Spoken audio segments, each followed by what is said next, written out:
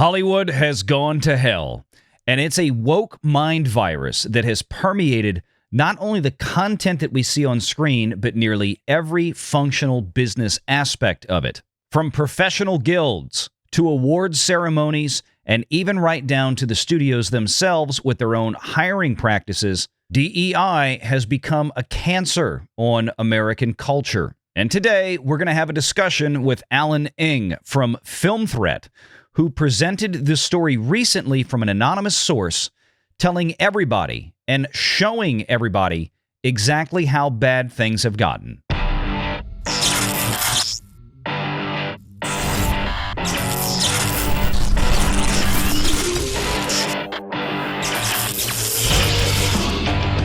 Renegade Online.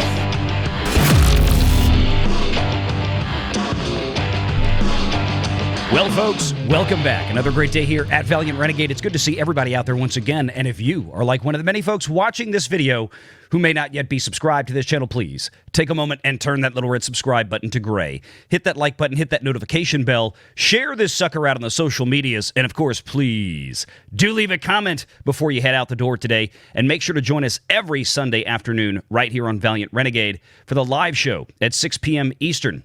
Joining me today to have this conversation is one of the guys from Film Threat, and Film Threat has been doing yeoman's work out there to bring light to all of the dysfunction in Hollywood.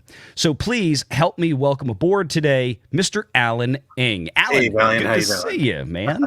Good to see you too. Yeah, you've been on a our good live week show. for us, though. Yeah, really, I know. And you've been on the live show with us several times. We haven't done a video together, so this will be a great experience, I think, for the audience out there. You guys have been getting information from a source, and again, you know, a source that, of course, doesn't want to be named for obvious reasons, as we'll discuss. Hollywood has become very incestuous. It's become very politically motivated, from professional guilds to awards ceremonies, to many of the studios themselves. Of course, none the least of which is Disney, which we chronicle here constantly because they provide such a wealth of news topics to discuss on an almost daily basis. But you guys had been reached out to by veteran industry experts, we'll leave it there, that have a tremendous amount of experience. And I think the key thing is the fact that they have experience over so many decades. They have watched the transition. They've watched the change in Hollywood from quality first, story first, content first, money first, satisfy the audience, to where they are now, which seems to drive everything with a primary focus on social politics and messaging and everything else. So you guys just released a new piece here, Veteran Screenwriters' Plot Twist on Hollywood's DEI Cultural Shift. This is a great article, and for those of you watching out there who don't know, I mean, apart from an excellent YouTube channel that Chris Gore and Alan Ng do together, they have an amazing website with lots of reviews and news and things like this. This is a new series. So talk about this, how this started, and then we'll get into the content here, Alan. Yeah, well, I mean, quite frankly, in terms, if you really want to go all the way back, it was my Wish review, and you know, you know, when we talked about Wish, I just went through just what was wrong with it. And my opening statement was that Wish was the worst animated film that the Walt Disney Company has ever produced in its 100-year history. And a lot of that had to do with, you know, if you've ever read the book Illusions of Life, you know the Walt Disney tradition. And it's almost as if that movie threw that book out the window and decided to just go and do boring, plain animation. And, you know, and quite frankly, the criticisms I got was I'm nitpicking. You know, I don't know what I'm talking about. And then all of a sudden, I hear word that video started circulating, a certain company's animation department. And you know, people from within that industry, I won't necessarily say it's people who currently work at Disney, but people who have worked at Disney had reached out to me and said, "You have no idea what's going on at Disney." And then from there, the snowball just began to roll, and then we produced the Lasker piece right there. And the second part is coming out next week, which kind of piggybacks off of what we're talking about today with the WGA writer. But there is a cultural shift, as we say in the article, that's happening not only at Disney but in Hollywood. And since this article had posted, people from around the world, in fact, are reaching out to me. It's happening in Europe. It's happening in every studio. It's what I'm hoping to do with the D-Files, at least, is to kind of show how it happened, how we got here. And but I'm sure you want to talk more about the WGA article there. Yeah, well, the Lassiter piece was really something. And I wish I could have done a video. I wanted to do this with you several weeks ago when that article came out. December for me is always so crazy with the regular day job, end of the year financial tax issues, and beginning of the year can be too. But I'm glad we got to do this because it led in to the new piece that y'all did, which we brought up earlier, which was this one. And this is really something. And to me, it's one of these moments where, hey, everybody knew what was going on, but you couldn't put your finger on it. You couldn't prove it, quote unquote. Mm-hmm. We could see it, everything on the screen, everything in the award shows, all of the news that would come out about new projects from studios like Disney. And I think the timing of this article is absolute kismet, particularly with the recent release of Disney's Echo from Marvel Studios, which was an absolute bore. It's a mess of a show.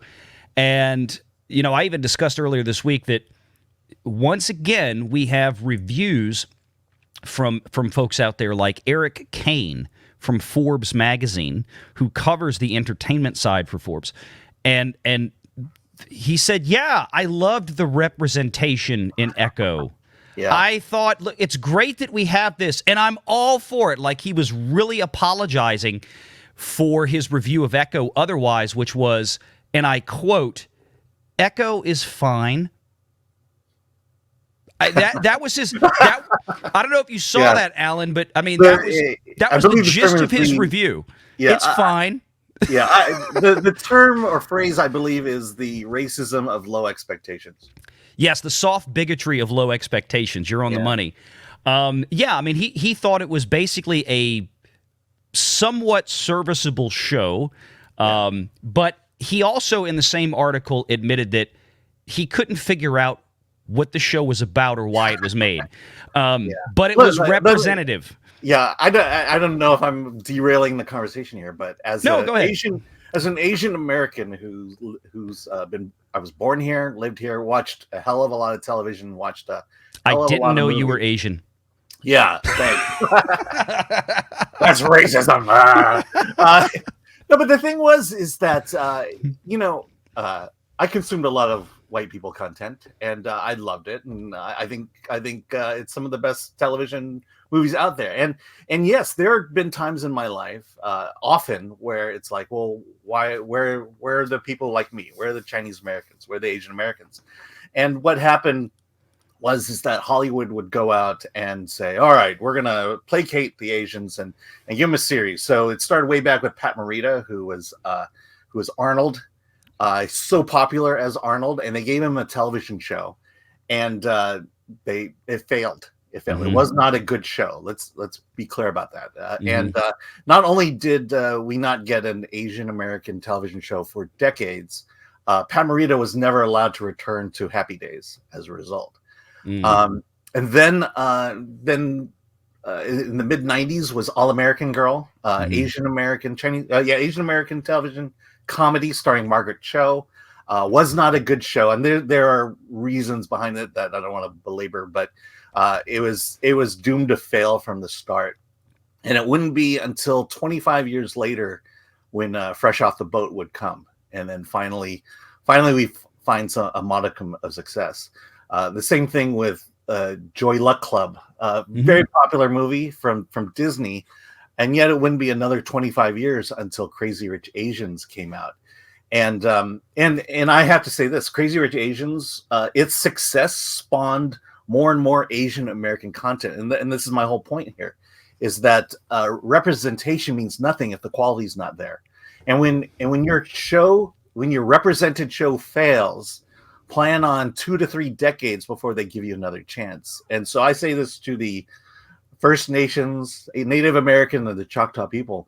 In 25 years, they'll give you another chance. Yeah, Echo was not your champion. No. And just real quick, and again, this all ties into the article we're about to go through, folks. So I think it's important to have this conversation.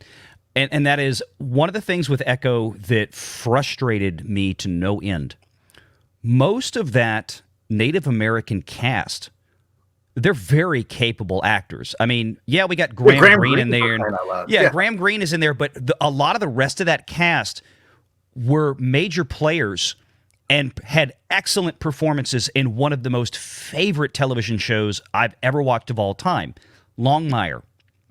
I loved Longmire, and most of that cast that was in Echo was in Longmire. And so watching them basically suffer through what was a poorly written script, and poorly might be generous, but it to me, I mean, it took me out of the show even more because I couldn't even get through it. But that being said, it's not a matter of representation when the product they're being handed to deliver is so poor in this case, like you said. Yeah, I mean, I've certainly experienced that in my own life where, I get brought on to an Asian project, and it's like, this is not good. Yeah, and it's painful to go through the process knowing that the final product is not going to be good in the end. Right. Well, let's talk about this, Alan. This is the latest article, and you were contacted again by a source that gave you a lot of information. Yeah. So just kind of let's be real. That source wrote the entire article. And that's fine, because I think it's a great piece. And I don't want to sit here and read word for word everything that's in the article. I want to let you talk about it. So tell us kind of things that this source went into. Talk about how this problem has infected everything from the professional guilds to the studios to the award shows. Yeah. So let's just say our source is a veteran writer who's been writing for I believe 18 years is when this person said, and I would say that a lot of good work. There's I don't think he's ever been on like a Friends type level show, but he had been a working writer for a very long time. And in 2018, this is around that Me Too moment when John Lasseter was fired from Disney, but there was a concerted effort, especially amongst the guild, the Writers Guild, to promote diverse talent, people of color, and what wound up happening was there's a major recruitment process that occurred with people of color, and unfortunately it was people of color who did not have experience. And so from what I get from the article is that that element and that movement began to infect the entire guild, to the point now where when you go to the article, you'll see some screenshots. Those are basically search forms, check boxes of if you're looking for a writer. We'll help you narrow down your choices. Start clicking boxes here. Yep. This right here. This is actually a screenshot that the source for this material, the source for this article, provided as, this is what we actually get when we apply. Yeah. This is, and he laments the fact that there's, you check a box for straight and white, and then there's a dozen boxes for how many different flavors of LGBTQ are you, how many different flavors of ethnic representation are you, disability, so on and so forth. Yeah. And you might as well gray out male, and you might as well gray out heterosexual, because no one's ever going to click those boxes. Because they know better. They know if they click them, they're not getting a job. Yeah, I mean, there's no executive that's going to say, "Hey, go to the database and help and find me the white straight males writers, and let's hire one of those." Right. Right. And it's one of these things, and it's not just the guild, like you said. It's the article talks about how the award shows even have very similar criteria nowadays for selecting nominees for these awards. Well, let me be clear, so that we quell a little bit of the criticism that will come from this. But it's not that we're saying, we need to keep white men employed in Hollywood. There are people of color who are people of talent, and Absolutely. And the problem is, and the problem is much more pervasive than that. And I don't know. I know we'll eventually get to this idea, but I want to push back on the idea that only quality comes from white males. It doesn't.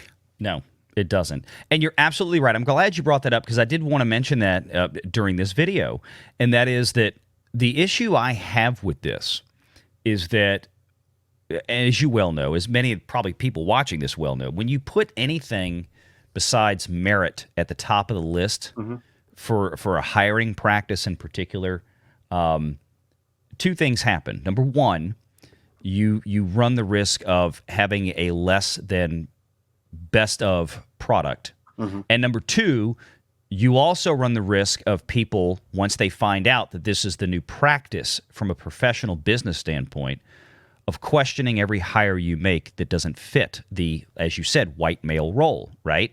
So if we see Charmin Obaid-Chinoy, right, with this new Star Wars movie going forward, people instantly question her hiring because not because that she is a Pakistani Canadian woman of color.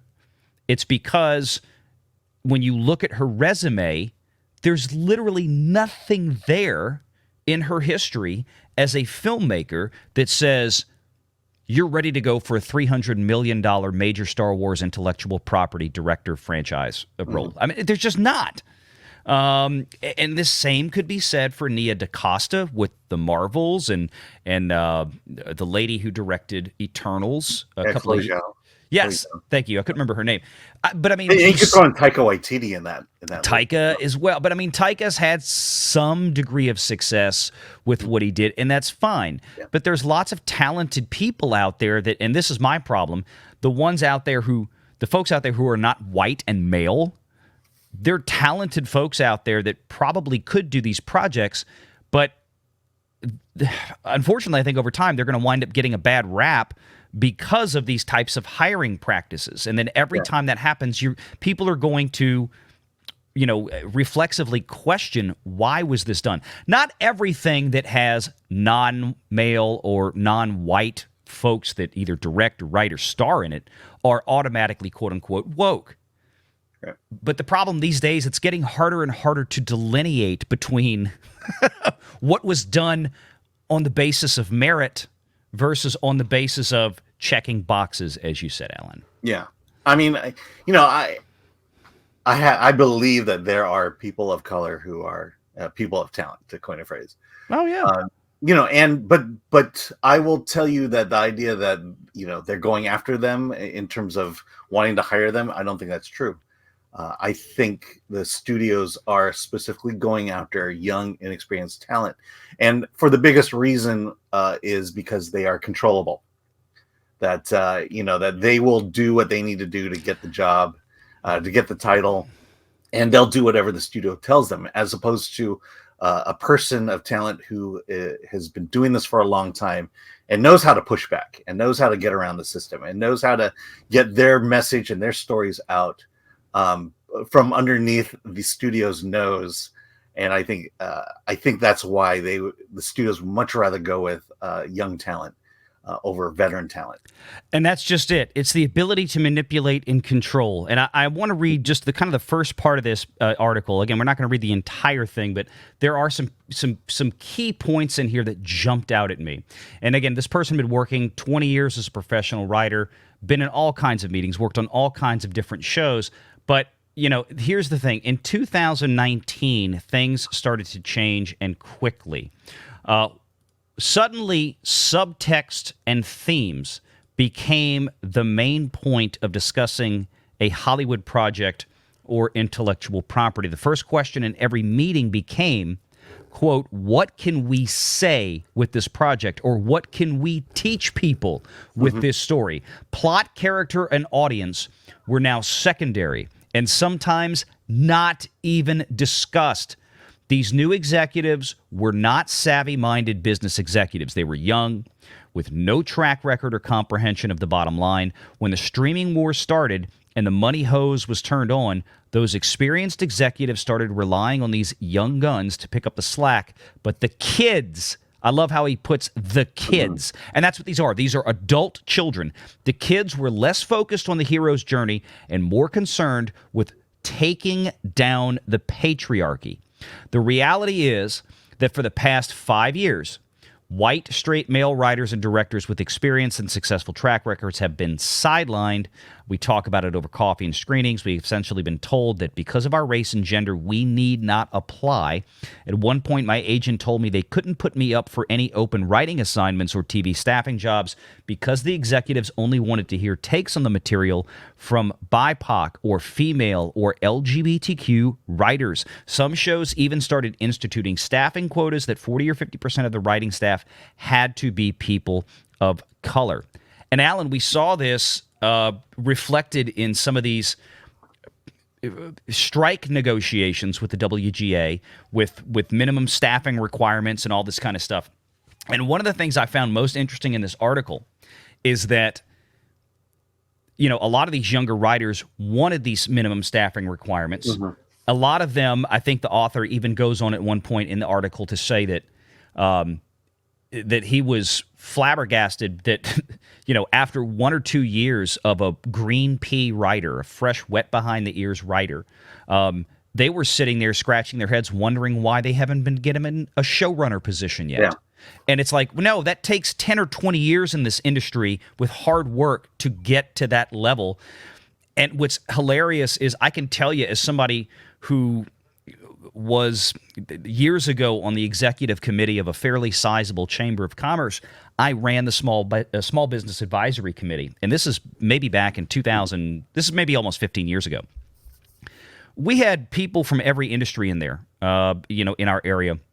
We had lawyers. We had, you know, people that owned big law firms, people that owned big CPA and tax firms, people from all different. One of the things that I heard most frequently from especially the guys, the old guys that managed the big law firms and big CPA firms, they were very reluctant to hire fresh out of college kids at that point, because every time they did an interview with them, they would come in and they would want to know, you know, especially the lawyers coming out of law school, why am I not getting paid 6 figures right out of the bat? Because I have a law degree.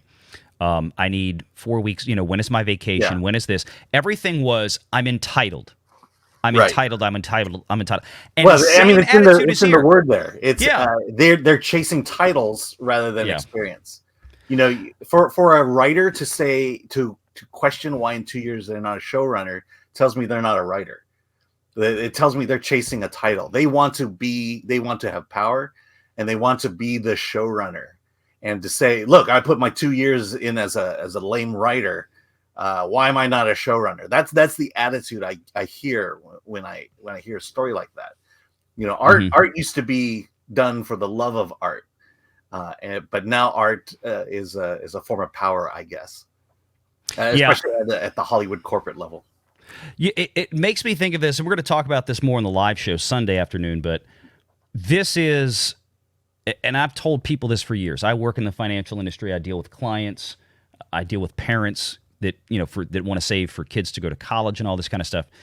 What you're seeing here, and this isn't just in Hollywood, but Hollywood, it's much more in your face, right? Because we see the results of it on TV and in the movie theaters.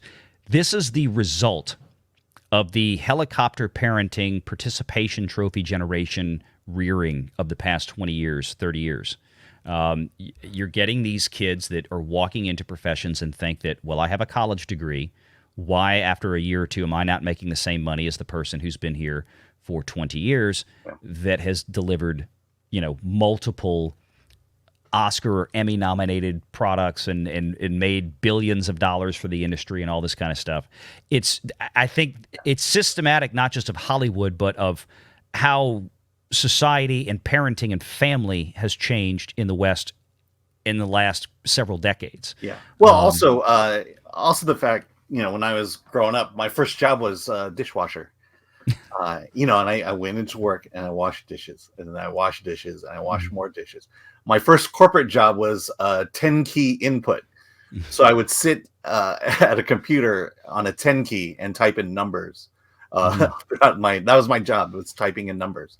It's this idea of hard work, and I realized that these were the positions that if I wanted to succeed in life, I was going to have to start at the bottom and work my way up. And for, I'll say it, for as an Asian kid in the 80s,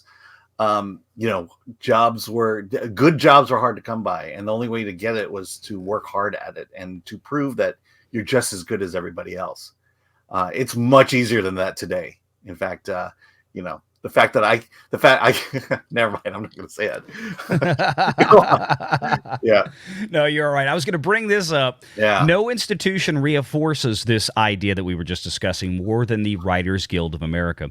At one glance, their monthly calendar of events shows a Latinx Writers Committee meeting, an LGBTQ plus Writers Committee meeting, a committee of Black writers meeting, a Middle Eastern writers committee meeting, and a women's writers committee meeting, and an Asian American writers committee meeting, just to name a few. Yeah. There's no white writers meeting because that would be incredibly racist, and it's fine. But I mean, it just goes to show that there is a level of hypocrisy there. And of course, and what better way to learn from one another's cultures than to separate us being up insular into committees? Yes. Yeah. It's because quite frankly, look, let's be honest here. It's not white people against everyone else. It's everyone against everyone. It's one group against another group. We are all selfish by nature, and we will always fight for our own people first for the greater good. And I think this is the problem this country has gotten into with that mentality. Rather than just saying, hey, let's celebrate our differences and work together for our common goal. No, we're just going to keep separating ourselves, because those committee groups, they're one day going to start attacking one another. I can guarantee that.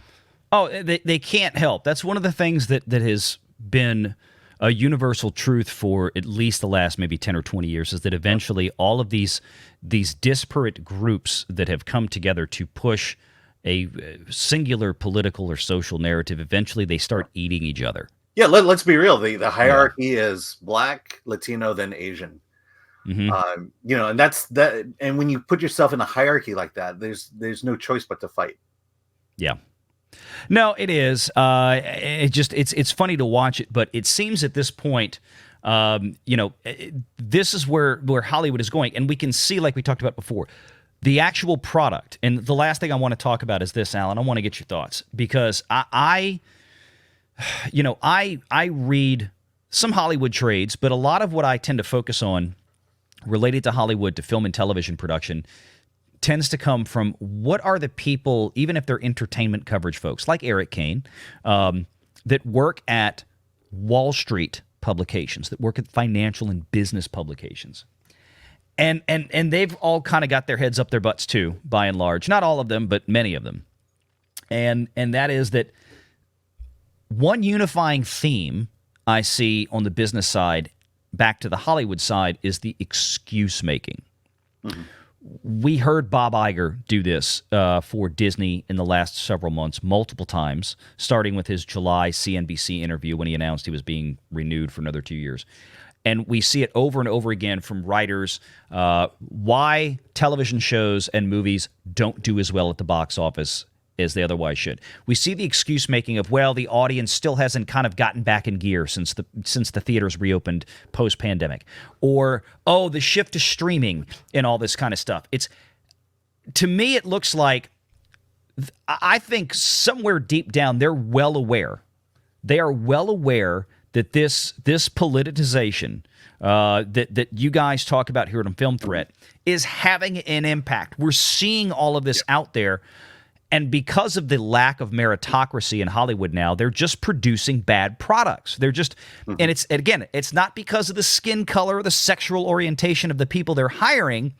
It's the fact that they can't get out of their own way. They want to put those elements first and foremost on the screen. Again, Echo being a wonderful example of just how many check boxes. Well, let's see. She's female. She's Native American. She's an amputee. Might be a lesbian. And she's deaf and mute. I mean, great. We got all those checks. This will be a great show. It's perfect for this because we will get all those messages across in one shot. What an efficient use of money. It's just poorly written. I think Hollywood is kind of using a lot of this stuff to make excuses for their failures and the failure of this new direction they're taking. But what are your thoughts on that? Yeah, I have a lot of thoughts on that one. In terms of where the industry is headed, I think you're right in the sense of in a further article regarding the D-Files, we'll show that there's a civil war that's happening within the company. It's between the executives and the rank and file. And with Disney, you're talking about. With Disney and honestly with a lot of other companies. Okay. That the cancer seems to be more in the rank and file than it is at the executive level. And I think the executives are ultimately going to push back. And if Disney goes in that direction, you're going to see the words overseas and AI used a lot. And look at Universal with Illumination Studios. That's why it's still in France. You know, it's cheaper, and they don't have to deal with a lot of the same issues. They're not hung up on American cultural politics. That's the other thing. That's it. And the other thing is, there's in terms of the box office, are you telling me that America have blown its entire entertainment budget on Barbie and Oppenheimer? And Super Mario Brothers and Top Gun and Spider-Man No Way Home and Minions Rise of Gru. Basically, everybody but Disney. If you put out a movie that resonates with America, you will make a lot of money. Let's put it that way. Yes. And no, I will say it's only happened once in my lifetime, but I never say to my child, "Hey, let's see this movie because there are Asian people in it." But I will qualify by that by saying I did it one time, and that it was with Crazy Rich Asians. And I told my daughter, "I'm taking you to this movie because this may be the last time you ever see Asians run an entire movie from top to bottom, because we never got that opportunity, or the quality of that movie was so bad because they were so hung up on identity politics, that finally here's a movie that really represents you and me as Asians in America, and on top of that, it's a great movie." But I mean, that was the only time, because there have been plenty of times of an Asian movie, a movie coming out with a predominantly Asian cast, and I was like, well, I wish it was better, and then I could take you to it. But the reality is it always comes down to the story. It always comes down to, does that story resonate with me as a human being? Even though I don't see anybody who looks like me in that movie, does it resonate? And the most recent example of that was The Iron Claw. I took my little Asian daughter to see Iron Claw, and it was, she felt the emotions in that movie. And no one in that movie looked like neither her nor myself. Because we felt that story. We felt this idea of loss. We felt the idea of a family being torn apart by death. And it was a movie that connected with us emotionally, and that's why we responded to it, and that's why we watched it 2 or 3 times. That's what storytelling should be. Yes. Look, it shouldn't matter. Years ago, especially when Netflix started bringing them in, this is way back, this is even before the pandemic, they started bringing in a lot of K-dramas and stuff like this that would pop up on there. I used to love to watch a lot of these things because they were excellent stories. Not a single person in there was a white American. They were entirely made, produced, starring, directed by, written by. These were all done in Korea. One of my favorite films that I still love, I think the story was so powerful and just so well executed, was The Man from Nowhere. mean, that was one of my favorite, and still is. If y'all haven't seen this, excellent Korean kind of crime drama, The Man from Nowhere. Well, let's. I mean, why is Godzilla -1 resonating with the world? Yeah. I mean, I will tell you, excellent storytelling. I went to an early screening of Godzilla -1, and from the first moment, the first scene, it hooked me, and it's just a simple idea of a kamikaze pilot who couldn't do his job. Yep. And the weight that he felt from that because his friends died and he didn't, and that was his destiny, was to die.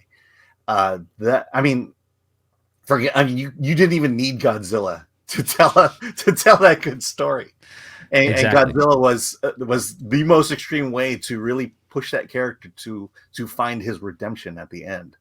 Yeah, and and look, it did well in America, and not a single white person in the movie. Exactly. And that's just it. I mean, it didn't have the advertising, the marketing budget of a Disney or, a Paramount. Or well, it was made for $12 million. I mean, they had advertising. There's no money there. Toho didn't have, I mean, he relied on good word of mouth, and it took off. And movies can do it. And, they really can. It doesn't matter who you have in it, who's writing it, who's directing it. Just pop out a well-executed story. If it's connected to a piece of intellectual property, make sure that you stay faithful and true to that IP, because you've already got a built-in fan base. Make sure your top order of business is to tell a good story and satisfy them first. I can't think of a better example in more recent months than Five Nights at Freddy's, which was directed by a woman who did an excellent job with that film. Oh, really? No one's ever said that in the media, weirdly enough. Yeah, well, it's strange, isn't it? And look, it's not a movie that I would have jumped to, right off the bat, but I have an almost 13-year-old son. He's my youngest. He's got two older sisters. Huge FNAF fan, and got me into it. And we went to go see the movie. He was, as a diehard FNAF fan, it was a chef's kiss for him. I mean, it's like, that was spot on. That was exactly like this. That was exactly like this. All the references they put out. He was thrilled with how that movie was delivered. It was faithful, and it was a fun, good story. Well, as the article says, a woman did it. Yeah, but as the article says, the mentality of writers today is, what can we teach you? Right. The greatest movies. If you think about what your favorite movie of all time is, it's not that the answer is not, well, what did that movie teach me? But it's, what did that movie tell me? How did it connect with me as a person, as a human being? Yeah. Because what movies do, what movies should do, is you should be drawn into the shoes of the protagonist. That protagonist has some kind of obstacle in life or a narrative that they must overcome. And that struggle needs to relate to us. That it's a struggle that we've gone through in our lives. And when you see that hero overcome that struggle, that inspires us to overcome that struggle in our own lives, and therefore give us hope. But instead, now they want to teach us how bad we are, how racist we are, how misogynistic we are, and you question why people aren't going to the movies. For Sinead to say. Charmaine to say, I want to make men uncomfortable. Great. So how many men do you think are going to pull out their wallets and see a movie that's specifically meant to make them feel uncomfortable? Yep. And to that end, and to that comment, because I know there's going to be people that hear that and they're going to go back down this road again. We understand the fact that remark was made 8 years ago or whatever. But the problem is that, and we know that comment was made about her documentaries for atrocities by certain elements in the Middle East. We get that. The problem is that since then, and since even being announced as a director for this new Star Wars Rey Skywalker movie, she has doubled down on it. I mean, she's come back. She's reiterated the fact that her politics and her activism is embedded into everything that she's going to do, whether it's overt or covert, in her words, and that it's about time a woman did this and that and Star Wars. And so it's once those extra comments were made, it's no longer out of context because it was 8 years ago. It all ties together. But those things, I mean, yeah, she said it 8 years ago, but that's essentially her philosophy as a filmmaker overall. Because to make a bold statement like that, it's not like, well, for this film, I wanted to make men uncomfortable. That's fine. You could make a single film to make men uncomfortable. That's that's all the the Roger Ailes and Harvey Weinstein movies that have come out. Because you want to teach something, you definitely do. But it felt more like this is her philosophy of storytelling, right? And her philosophy of filmmaking, and there was no indication or pushback to say that this won't be her philosophy of a Star Wars movie. That's the problem, right? That might work for $1 million documentary drama or something like that, documentary or drama, I should say. Small indie film, but for a $300 million capital investment by the Walt Disney Company on a major piece of IP like Star Wars, I think the technical term for that is bad idea. It's you can't run off your audience. But this is what Hollywood is doing.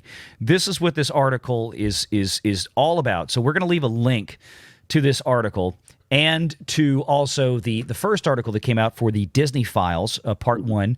And Alan, tell us what y'all got coming up at Film Threat, because I know you'll have more to follow up on these stories if you want to give the audience a little taste of things to come, if you can. Yeah, so Part 2 of the D-Files picks up right after the departure of John Lasseter. And we go into Raya and the Last Dragon. And we see the subtle moves and the subtle changes that started the ball rolling at Disney, because Raya, for all intent and purpose, was John Lasseter's last project that he had significant overview over.